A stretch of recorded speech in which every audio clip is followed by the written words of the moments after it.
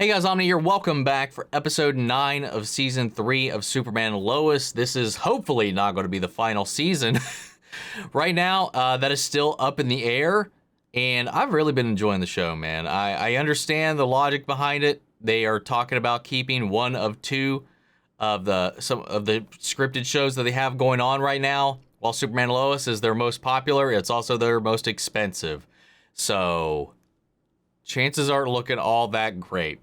But I've heard tonight's episode is pretty solid from some people who got to screen it early, so let's go ahead and strap in. If you want to see the full-length reaction, check it out over on Patreon, or if you become a member of the channel, it gives you access as well. It is in watch-along format, so you will need your own footage to sync up with the time codes and reaction to the entire episode. You get the same thing for all the other shows and movies that we cover here on the channel. You also get to suggest and vote on what movies we react to each month. We got monthly Q&As, behind-the-scenes footage. Try to make it worth your while. Sure to always support the channel, guys. If you enjoy this reaction, really appreciate it. If you leave a like, drop a comment, subscribe if you're not already, because it really does go a long way with helping us out over here. But with that all said and out of the way, guys, let's hop into episode 9. Here we go. 17 years ago. I don't care how long it takes. The right spot will be worth waiting for. No. Just like you were worth waiting for. No, when you put it that way. Lois, you here? It's so cute. Lois, you got nominated. What? It's the award for journalistic excellence. Next to the Pulitzer, this is the highest honor in journalism you can get. I don't know what to say. Or what to wear. I don't have a gala-worthy dress. Then go get yourself something nice, because your chances of winning are pretty darn good. I have some good news. Your scans look really good. Okay, so just one more round of chemo. I think it's time we start talking next steps.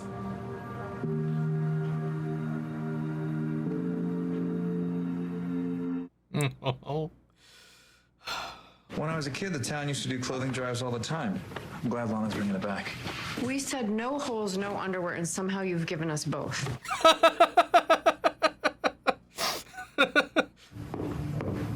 What's that about? Beats me. Well, that was the worst lies that they've ever given.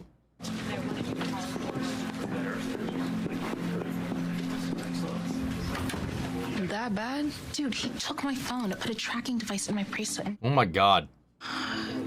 He's just trying to protect you. Hey, I get it. Your boyfriend did turn out to be the head of Inner Gang's son. Oh, you can talk to me, right?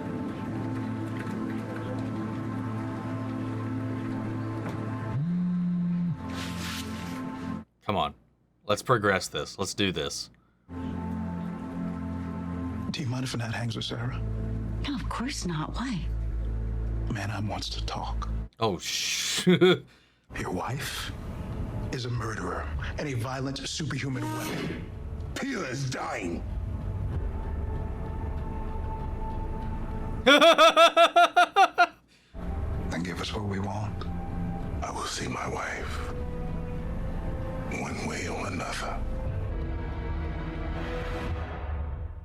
Let's do this.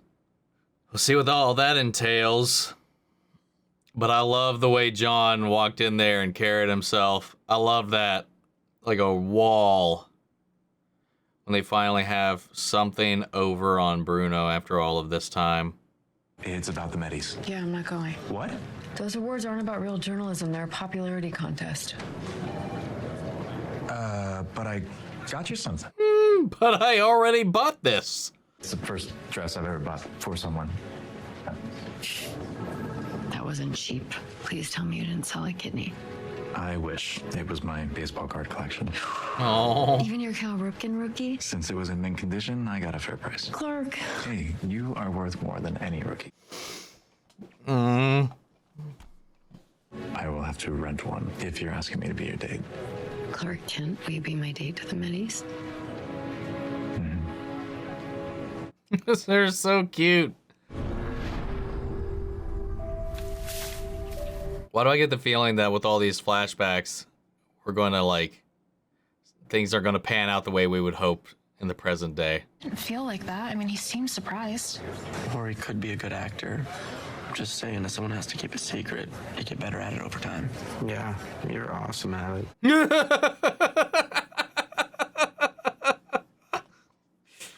God. I know it sucks, but maybe it's just not meant to be. Right, but you and Candace are? It's not the same thing. Yeah, her dad's a drug dealer who stole your truck and punched you in the face. Seems like pretty much the perfect analog. I don't know, some like rowdy redneck isn't the same as a like crime boss with superhero foot soldiers. I don't want to keep the dress, Clark. Doesn't feel right saving it for a maybe when somebody else could use it now. Oh. I'm sure Lana will be happy to take it.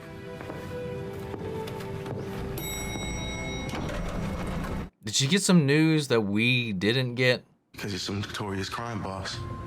We've talked about this. More like you've lied to me. Watch your tone. Have you guys ever killed anyone? Oh yeah, plenty. I just want to see Mom. And you will. How? The DOD already said no. You let me worry about that. Are you okay, Bug? Give me the glove. Stay here. Going right into it, man. Hell yeah. What's going on?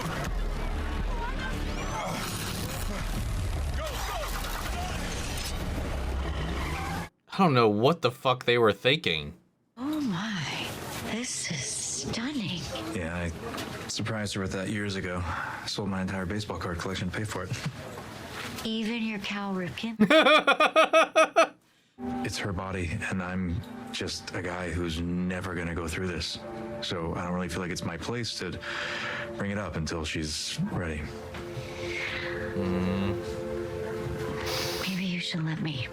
God damn it. Look how upset she is. Wouldn't you be if you couldn't be with the person you loved? Yeah, I mean, it's torture.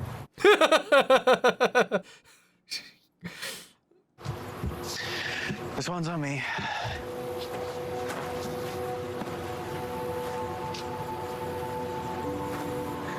Awkward. There's nothing to say I don't want it anymore.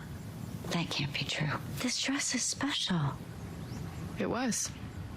It is. I can't wear it anymore, and I don't want to talk about it, okay? I know that chemo has been hell on you. On Clark, your dad, the boys.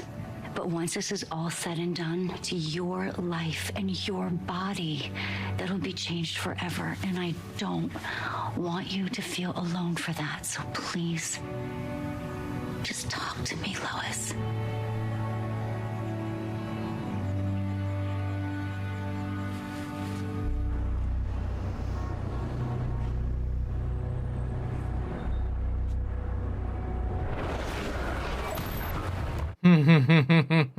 If these items were to return, you promise we'll get to see her. You have my word. Wow. Oh no, but Sam and John are already moving.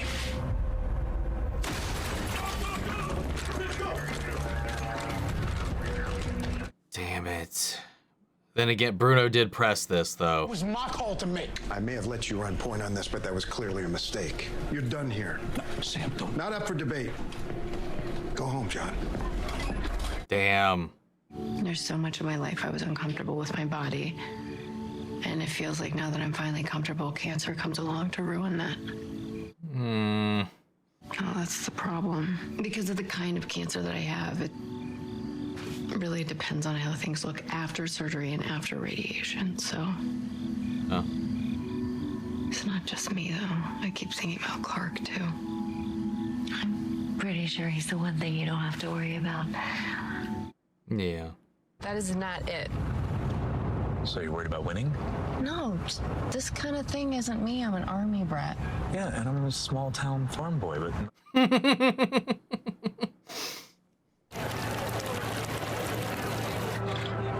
Sir, I don't think we're gonna stay. Yes, we are. Thank you. But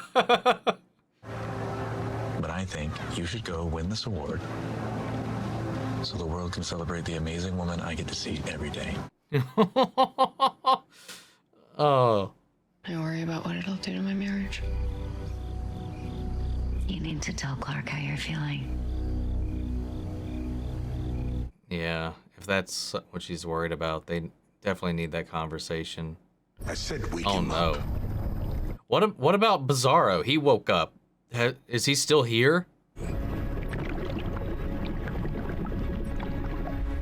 Oh man, he's got XK jabbed into him. That's wild. You mean terrifying? She nearly killed my dad. Wait, hold on. Maybe it's not that simple. Seriously? Oh, great. Great. There's things I don't know about my parents, but I mean, come on, it's not like your dad's some great guy.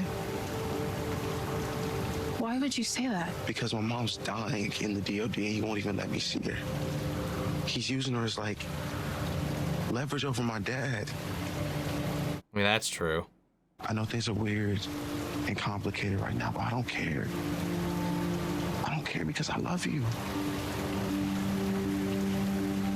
Really? Damn. I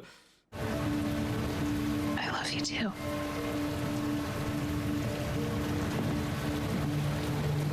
Nice job, John. Do you hear that? It's the sound of ice thawing. Maybe we can all be friends again? I'm good. I think we're okay.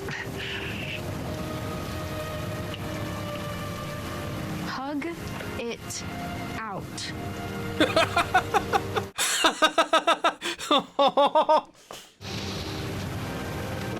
Ah, beautiful brothers. I'm just gonna sneak in here real quick. No, this whole scene was so fucking cute, dude.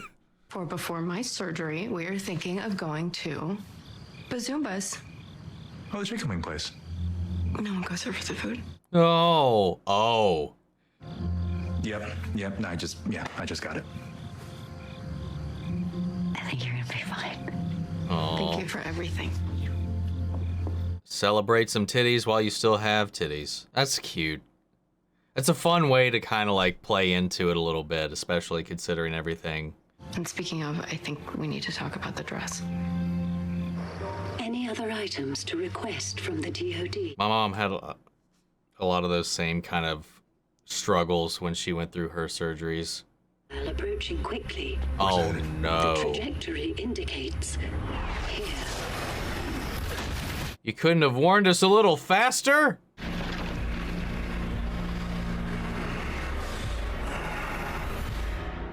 Well, fuck.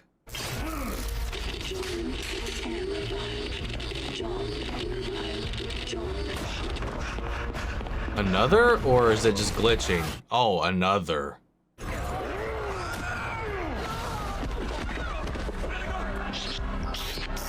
Maybe not. Great. Make you suffer. We're not gonna kill John Henry, are we? You're nothing without the suit.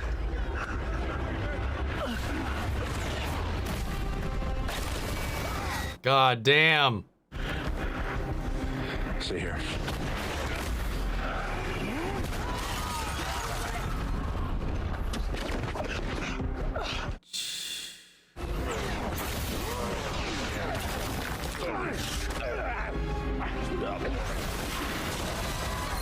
Connection reestablished. Warhammer arriving in 6, 5, 4, 3, 2, 1. Nice. John, no!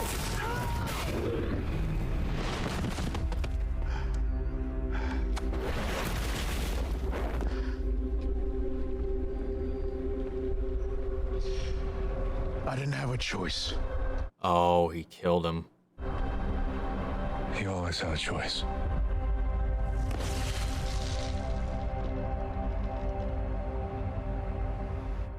Damn. Yeah, we didn't have a choice. They do.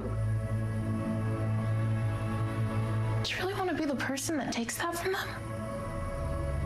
This is really messing him up, dude. He has a couple weeks left, maybe days. You have to accept that. I think this time I'll show you what I've been working on. Oh no. That concerns me. But seriously, Bizarre he woke up. Or at least his eyes open. Ever since your mom's cancer returned. He's still sitting there though. Why do you have him down here? Because this Superman is how I found the cure to save your mom. What?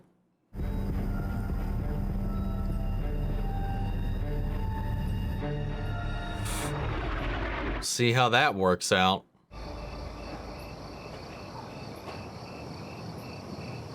You two okay?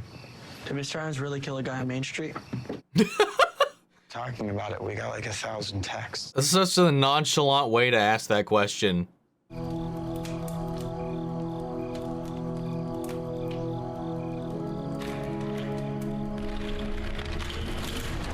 Well, that was a good transition. Babe, we can't afford the press close reception hall. But we can't afford your parents' farm. Really? Yeah. No. Did you really mean what you said earlier? Every word. Say it again. I have never seen anyone as beautiful as you are right now. How fast do you think you can get this dress off? Record time. It's already off.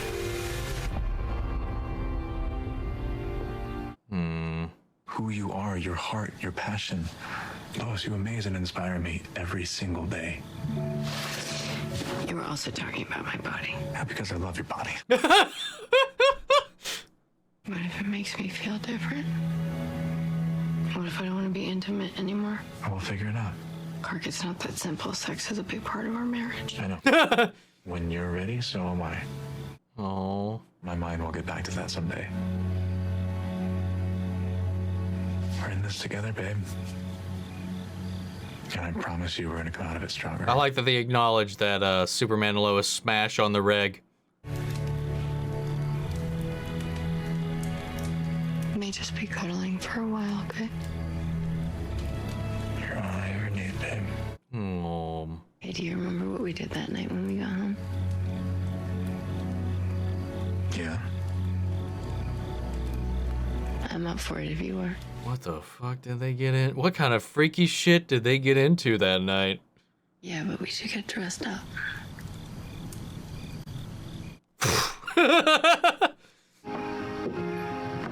Lois Lane. Will you fly with me? No.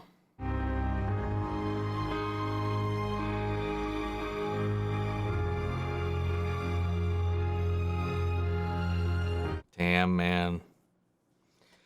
This was such a damn good episode. I feel like I say that every week, though. I mean, this season hasn't had a single miss so far. I like that we're not juggling 100 different plot lines this season. It seems like we kind of like, I mean, we only have 4 episodes after this, so I don't feel like we're going to have like the type of, we've got our first half of the season villain, our second half of the season villain. This whole season so far has been one fluid, self-contained story. So as long as we kind of follow through on a lot of that in the final episodes, like I'm totally fine with this story that they're telling because it's so intimate, it's so well written, the performances are stellar, and we're still not missing out on our superhero action here and there. Like I think we only had one episode this season so far out of these 9 where we didn't have any Supermaning at all. And that's totally fine because I love the story that they're telling. At least I do. And I know some people have been kind of upset and antsy about the lack of stakes at the moment as far as the stuff for Superman to do. I don't know. It just hasn't been bothering me this season at all just because of the narrative that's unfolding in this and just how powerful it is. And I might have a bias because this, because my mother went through all of this, so I've kind of been on this side of the fence and been an observer to a lot of these same things. And this episode was just so beautiful at kind of representing yet another stage and another aspect of this journey. And so far, no miracle cure has just came out of left field and, done its due. Like, well, Lois is just magically cured now. Though Bruno does seem to, thanks to Bizarro, have found some way to possibly cure Pia, and by extension, that could be used for other people. I still feel like maybe something may go wrong with the surgery, or maybe the surgery is successful and it just comes back, because that is also always a possibility. Or I don't remember what stage she was at when she was diagnosed, but there's still also the possibility that, the chemo treatments have got it to a safe point to where they are comfortable doing surgery. So there is still kind of that possibility, I guess, that everything's just kind of stabilized, at least for the time being, but there's still always the possibility that it could show itself somewhere else. Then there's the damage from the radiation from the chemo that is also dangerous. Like, my mom's rib cage was turned basically into a spongy structure. It ate holes into her bones. Eventually she had to have part of her rib cage removed because it became necrotic. So there's always something else that can happen after the fact, after complications of the tumor removal, after complications of the chemotherapy and stuff like that. There's always another threat down the line. So I don't know. It did keep me kind of off guard on this, because it did have this kind of like feeling of, oh, we got this, but then it had this kind of like back end feeling of it that Lois was kind of giving off, that I wasn't sure what was being conveyed there, whether or not it was maybe we're supposed to be fearful for something that is right around the corner, because sometimes you can watch a show and you'll be like, oh, things are just too good right now, something bad's going to happen. But I don't know if that's what the show is necessarily leaning into, but I think it was more alluding to, at least right now, at this point, I think that the show is more leaning into, well, everything seems fine on the surface, but there's something wrong with Lois, emotionally, spiritually, physically. Beyond the cancer that is kind of weighing her down. Like, she's putting up a front. I think that's what the tone was alluding to in this, because it played upon the realization that we are moving past the chemo into the surgery and that she's going to lose her breasts. That conversation that she had with Lana, I think that's a really beautiful and respectful way that Clark and Lana kind of approached that situation, because Clark, like you said, is like, I'll never have to go through this, not in this way. So, like, I don't know if I should be the one to bring any of this up. And then Lana shows herself as a friend to support them both. And I love seeing that with everybody in this kind of like found family. And I love seeing her come in and, kind of bring that out of Lois and kind of reinforce her confidence a little bit. Clark, there's always this kind of idea that like your partner's always going to say what you kind of want them to say, or what they think you want to hear a lot of the times. Like, does this dress make me look fat? You're not going to say, yeah. If you do, you're probably playing your cards wrong. But I get it. Like, after a little while, like it helps to hear it from somewhere else, just to kind of feel that in, because you're like, I don't know if do they really mean it, or they just mean it because they're in love with me? Or there's also that bias that comes with being infatuated with somebody that comes into play as well. So like having Lana kind of come in and be this secondary source, third party source, to kind of help back her up and give her someone to lean on, and then kind of play around with it. And then they could also relate to each other's body image struggles, especially with how society puts a lot of pressure on women about their physical standards or stuff like that. Are my breasts too big? Are they too large? Are they coming in at all? Like, there's this endless cycle of media and culture just kind of pressuring them to look certain ways or feel certain ways. And like, it causes so many confidence issues a lot of the time, by having all this weight on your shoulders instilled on you at a very, very young age. And I like that they kind of came out and they talked about this in a lot of ways, like Lana talking about stuffing her bra because only one of them kind of popped up. And then they kind of would, it took years to this final moment with Clark buying her this dress. That was the first time in that dress that she felt confident and powerful in every aspect of her, because she's always been confident in her mind, her attitude, her strength. But what we learned in this and gleaned in this episode is that she's had her struggles with that strength in a way, kind of selling this other idea about herself and being like a front for the things that she's insecure about, like her physicality. And that was the first time she felt like all of that was above and beyond herself. That was the first time where she felt complete and confident in who she was in that moment. This dress now is a reflection of what is currently going on right now. It's a reminder of that moment where she felt like she was at her most powerful, her most unified in both mind, body, and spirit. Now, where she's at, confronting this demon that is destroying her body, she's struggling with that confidence. Because again, like with this specific type of cancer and this specific type of surgery, there is only so much reconstruction that can be done. You know, it's possible that she could never go back to being that way again. And then there's that fear of, will my husband still be attracted to me? Will I still feel confident? Will I still feel feminine? Or will I feel like lesser?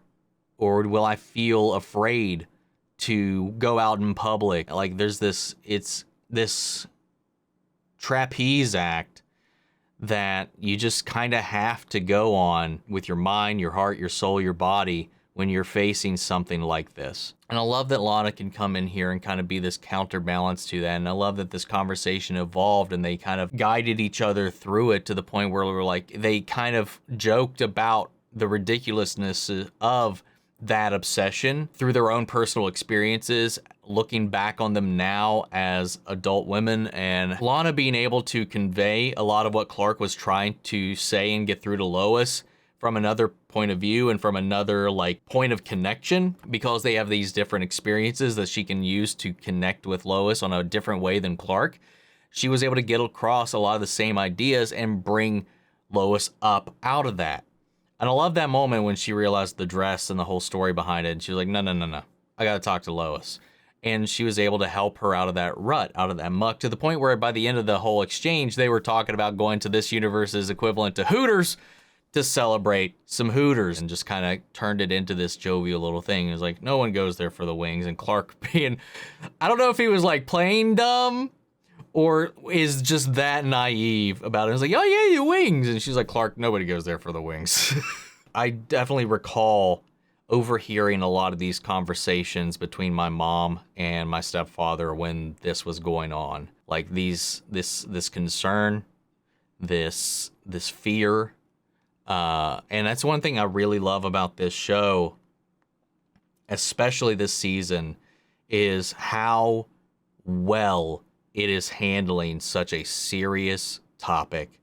Like so far, at least, and again, who knows what'll happen, how Lois's arc will wrap up. But, you know, I like that it's not treating it like a comic book illness necessarily. We're not like going in here and like letting just the Fortress save the day or some miracle Kryptonian cure. I hope that's not the case. I hope she beats it on her own. And I hope they come through this on their own. And that can contrast with how Bruno is going about it, trying to artificially manufacture this survivability for this disease, trying to find this way to overcome it in this way, trying to go, you know, sacrificing living people, healthy people for his wife, like the flip side of their approach, the mirror, if you will, the reverse, if you will, of their struggle, of their approach, of their hopes, their aspirations and all that, and the way he's dealing with this grief versus the way that Clark is, and their individual responses to that grief. That's what I hope ends up happening with it. But either way, I think right now they are handling this so well. John Henry, though, has progressively been like going down this, has just been spiraling since Bruno's come back into the picture, since he's found out that that's who killed his doppelganger on this earth, threatened to kill his sister on this earth, and now is threatening him, his family, his daughter.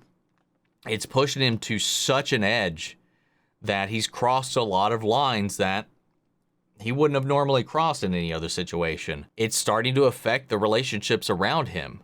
We even see like this little interaction with him and Lana, which is like the only kind of glimmer of light that has been going on this season for him. And I'd like to see them nurture that, because obviously Kyle's got Chrissy, and I think like Lana, like we had with that conversation with Sam, is ready to move on as well. But we need to find something to reel John back in, because he's becoming a detriment not only to himself but to everybody else at this point. Had he not done what he did, Clark had Bruno willing to turn himself in, or not even turn himself in, but at least return the stolen items in an exchange to see his wife. But then John came in and they ransacked his place, arrested him, and then blah, blah, blah. The rest of that happened. Bruno retaliated, and the cycle continued again. I do feel like that because they could sympathize, like Clark would have been able to relate, like, because John was saying that's a weakness. You're blinded by that grief. But like Lois pointed out, like, I agree, like, just because you empathize with somebody doesn't mean you're compromised. I think that helps you understand where they're coming from. I think that makes you better equipped. You can, when you make things personal, like John is doing, make things compromised. And that's what we saw play out here. Another parallel between Clark's approach in this and John's approach in this, where Clark is paralleled with Bruno in certain aspects. We got him paralleled with John and others. The way that people are handling similar situations very, very differently. And we'll just kind of see how that whole thing plays out, I guess. Bizarro woke up, but I guess went back to sleep. I think that was just for us to be like, oh, something's going to happen. And we'll just have to wait and see what that is. But somehow his body from the inverse world has the ability to cure cancer on ours, which is interesting to see how that happens. If that happens, what monstrosity that will even create, if any at all.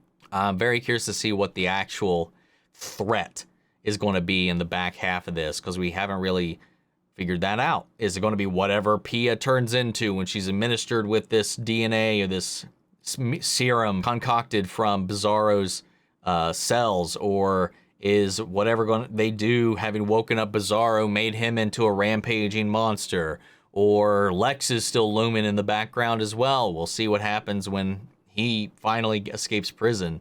I don't know. I really don't know.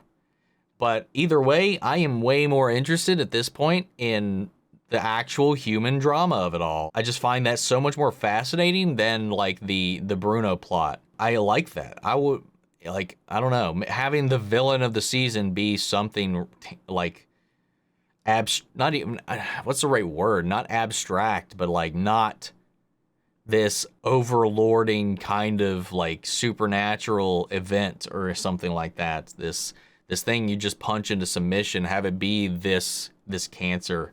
I don't know.